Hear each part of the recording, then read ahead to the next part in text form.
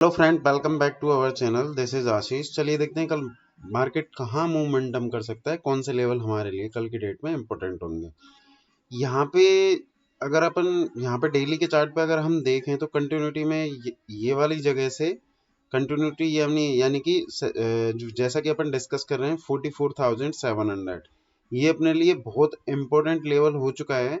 और नीचे की साइड में अगर हम देखें तो 43,850, इस वाली रेंज में क्या हो रहा है, कंटिन्यूटी में क्या हो रहा है, बैंक निफ्टी यहाँ पे घूम रहा है लेकिन किसी भी साइड में यहाँ पे निकल नहीं रहा है। इसकी वजह से कोई भी फास्ट मोमेंटम नहीं मिल रहा है।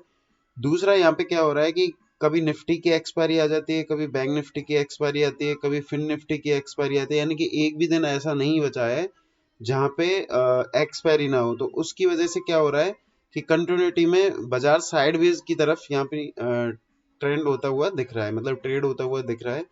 तो यहाँ आज की डेट में जो यानी कि मोमेंटम हुआ है, ऑलमोस्ट बैंक निफ्टी यहाँ पे ओपन हुआ। यहाँ पे ओपन होने के बाद में बैंक निफ्टी ने कोई भी खास मोमेंटम यहाँ पे नहीं किया है।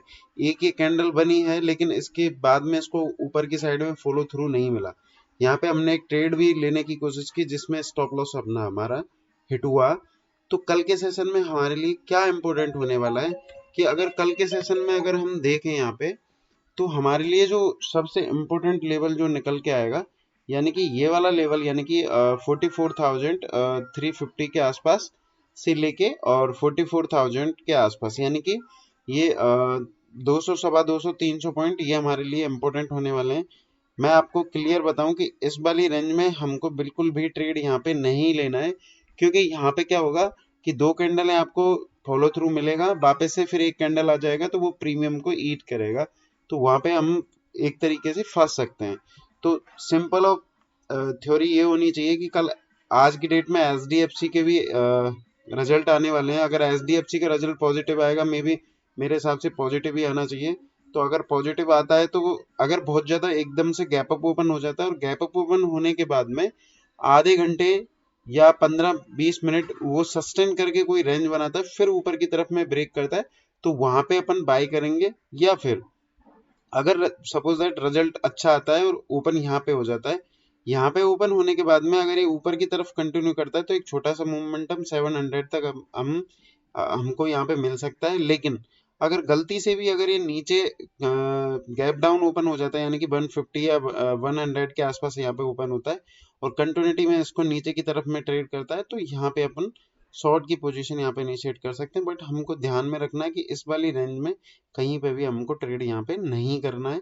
इस रेंज के या तो गैप अप ओपन हो, गैप अप ओपन होने के बाद में किस तरीके का प्राइस एक्शन हो रहा है वो मैं आपको एप्लीकेशन में अपडेट कर दूंगा। अगर आपने डाउनलोड नहीं किया है तो एप्लीकेशन डाउनलोड कर सकते हैं, जिसका लिंक वीडियो के डिस्क्रिप्शन में। या फिर आप 44,050 या 100 के नीचे अगर कोई भी प्राइस एक्शन दिखता है तो वहां पे अपन सेल कर सकते हैं। तो सिंपल सा फंडा हमको यहाँ पे रखना है। सेम निफ्टी का, निफ्टी में कोई खास मोमेंटम यहाँ पे सेम बैंक निफ्टी की तरह ये भी इसी रेंज में यहाँ पे घूमता रहा, यानी कि ऑलमोस्ट 50 से 60 पॉइंट की रेंज में कोई बहुत बड़ा प्रॉफिट यहाँ पे नहीं हो सकता, क्योंकि ऑप्शन बायर को एक फास्ट मोमेंटम चाहिए होता है। तो कल के सेशन में अगर ये इस वाली रेंज को यहाँ पे, यानी कि 825 के अगर ये ऊपर कंटिन्यू करता है तो यहाँ पे अपन बाई करेंगे। लेकिन अगर या इस वाले यानी कि 700 को नीचे की तरफ में ब्रेक करता है तो कोई फास्ट मूवमेंटम यहाँ पे भी आपको नहीं देखने के लिए मिलेगा, क्योंकि 50 पॉइंट पे भी इसका सपोर्ट है। उसका नेक्स्ट सपोर्ट जो निकल के आता है 19,500 है। हमको बैंक निफ्टी में एक चीज यहाँ पे ध्यान में रखनी है कि बैंक निफ्टी में आपको एग्रेसिव होके बिल्कुल भी ट्रेड नहीं करना है।